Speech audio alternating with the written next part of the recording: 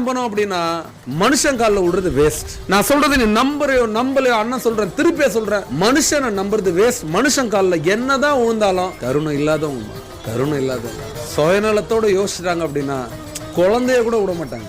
கீழே இருக்கிற இந்த மனிதர்கள் கால் எல்லாம் விழுந்து கெஞ்சி புரிஞ்சுக்கோ, நான் இதை செய்யல அதை செய்யல, அவங்களுக்கு புரிய வைக்கலாம் முடியாம நீ விழ வேண்டிய ஒரே இடம் எது? ஆண்டவன் காலில் விழு, அவங்க காலில் விழு.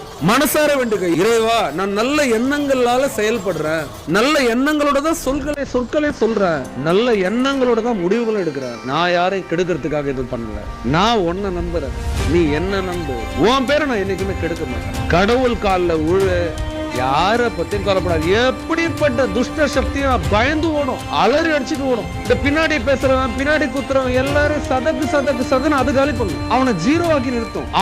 அவனை யாரும் எப்பவுமே சொல்ற கடவுளை நம்புறவங்க யாரையும் பார்த்து பயப்படாது.